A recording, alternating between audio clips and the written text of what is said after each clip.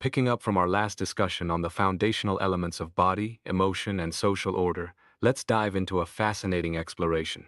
We're looking at how politics isn't just about power plays or policy debates. It's fundamentally tied to our earliest experiences of agency and subjection, sex. Think about it. Who's historically stood at the podium, representing the collective? Mostly men.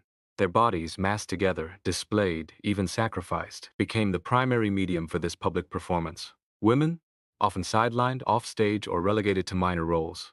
Now, if the public sphere, this collective body we conjure in symbols, is predominantly male, doesn't it have a penis, metaphorically speaking? Yet, the erotic energies pulsing through this collective representation, mostly left unexplored, untheorized. To truly grasp how collective representation works, we need to connect its symbolic forms with its underlying sexual dynamics.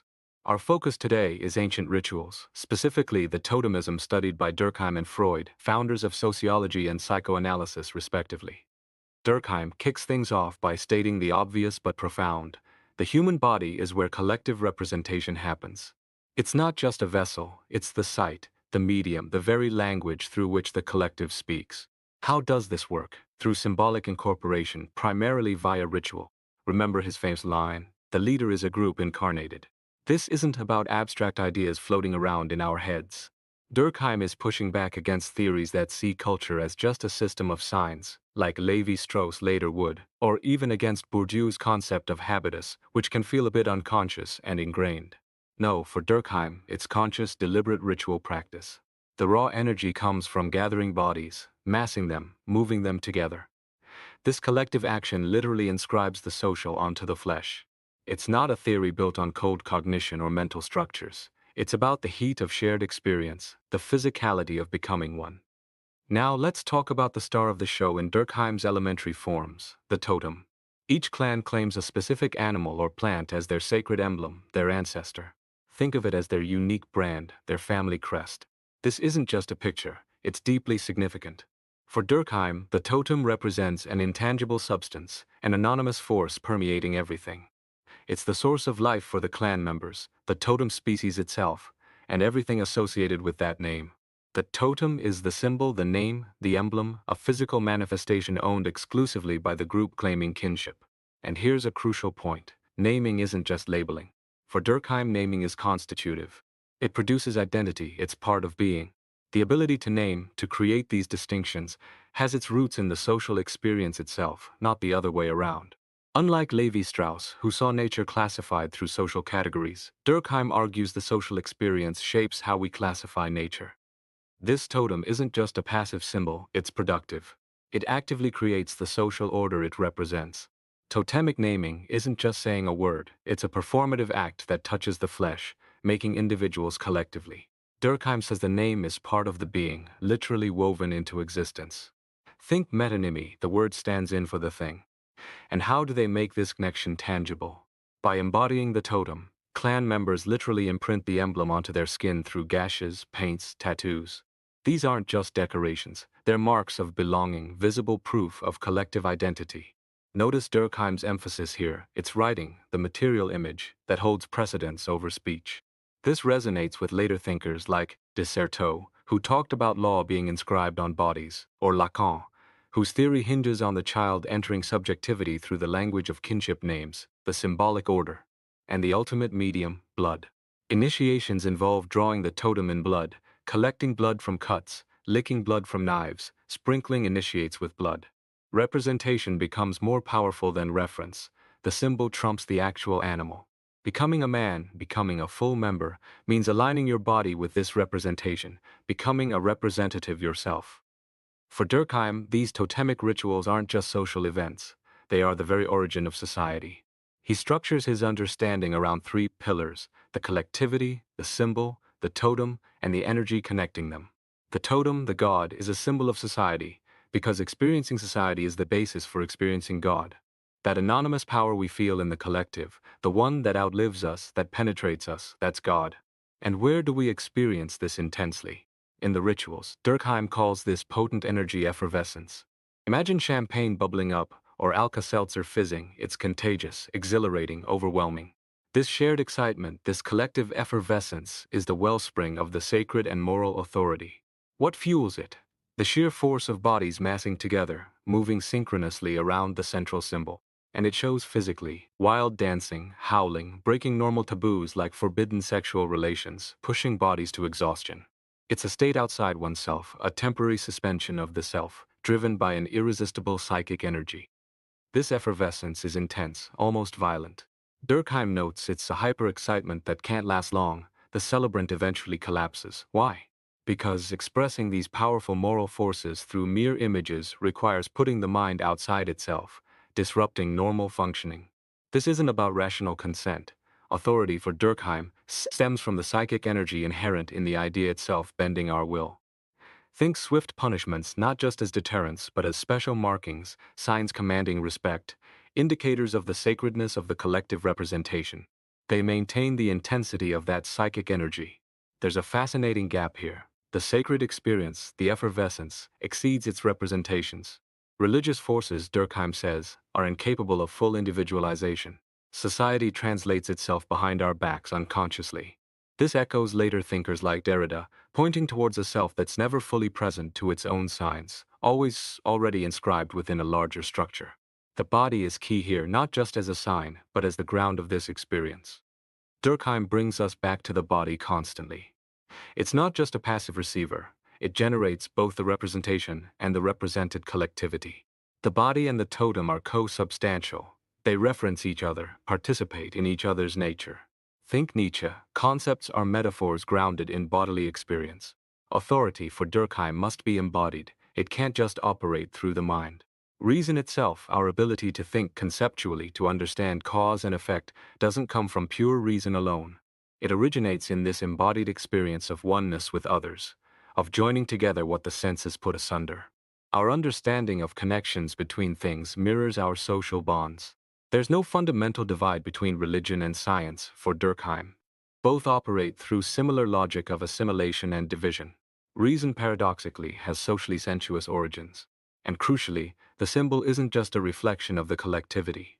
It's necessary to produce the consciousness of being a collectivity. Shouting the same cry, performing the same actions around the same object. That's how agreement and unity are experienced and created. Now let's shift gears to Freud. While Durkheim hinted at the sexuality of collective representation, Freud made it explicit, shocking his peers. He directly tackled the homoerotic undercurrents of political authority. Interestingly, Freud is often treated as a tabooed ancestor in sociology, perhaps because his focus on sexuality felt too personal, too clinical for grand social theories. But look closer. He studied the same Australian totemic data as Durkheim, published his Totem and Taboo just a year after Durkheim's Elementary Forms. Both saw collective representations as imperfect translations of social experience into symbols like dreams. And both worked with the idea of an electric charged body. So, despite their different fields, they were wrestling with similar fundamental questions about how society and the self are constructed. Freud zeroes in on the taboos: don't eat the totem animal, don't sleep with your sisters or mother. Where do these come from? Not divine command, but an inner automatic arrangement. He introduces libido, the energy of desire, as the driving force. This energy binds us to objects, can be displaced, concealed, but never lost. Tabooed objects, like the totem or powerful figures, radiate dangerous power and electricity transmitted by touch. Think kings, priests, newborns, menstruation, death, all charged zones. Our attitude towards power is ambivalent. Veneration mixed with hatred, love tinged with persecution. Taboo protects both sides from the aggression simmering within us. For Freud, the totem isn't just a symbol of the group, it's the primal father figure. Sons identify with him, mirroring the Oedipus complex, the unconscious wish to kill the father and possess the mother. The two taboos against eating the totem and incest become parallel to these repressed desires. Freud sees totemic rituals not as pure celebration, but as symptoms, expressions of a shared repressed unconscious wish. The prohibition against something is proportional to the intensity of the desire it forbids. The taboo against eating the totem reflects the unrealized, unthinkable desire to kill the father figure and consume him. How is this resolved? Ontogenetically, through identification with the father, forming the superego, the conscience. Object choice is replaced by identification. Having the mother becomes being the father.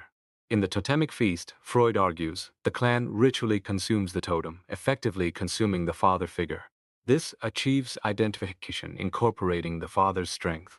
He spins a mythic origin story. Early humans lived in hordes, ruled by a dominant father figure who monopolized all women.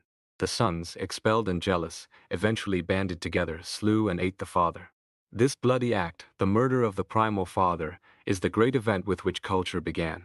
The totem feast commemorates this foundational, criminal act, allowing the sons to incorporate the father's power while safely mourning him. This Shifu Yuan doesn't die with the father, it transforms. The wish to be like the father, omnipotent and free, becomes an ideal. This fuels the development of gods and godlike kings, transferring the patriarchal system into the state apparatus. Sacrifice shifts from animals to humans. And here's the kicker. The revenge of the deposed and reinstated father culminates in the dominance of authority. The generalized authority we see in modern states, Freud suggests, has its roots in this ambivalent death wish against the original patriarchal power. The structure of religious representation, the father symbol, the sacrifice, the taboo, finds its echo in the modern state. Sociality for Freud is fundamentally organized around this unresolved inherited conflict. Freud links exogamy and totemism, arguing the totem defines the group where sexual access is denied. Here, he subtly twists Durkheim's logic. Durkheim saw the incest taboo arising from revulsion at the social same, the clan substance. Freud, however, insists the totem, despite being matrilineally inherited, functions as a paternal symbol. This creates a slight tension in his argument, as the sons are eating the mother's line, albeit reimagined as paternal. Crucially, Freud locates the origin of the sons' collective power, their ability to challenge the father, in homoerotic bonding during their banishment. The father's restriction pushes them into mutual erotic identification, forming the basis of group psychology. So for Freud, endogamous homosexuality isn't just a substitute. It's the original source, the mystical foundation of social organization.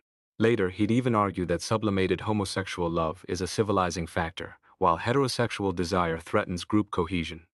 Freud's clinical work reinforces this theme. He starts his 3 essays on sexuality discussing inverts, homosexuals. He famously argues the link between instinct and object is contingent, merely soldered together. Choosing the opposite sex isn't natural, it's cultural.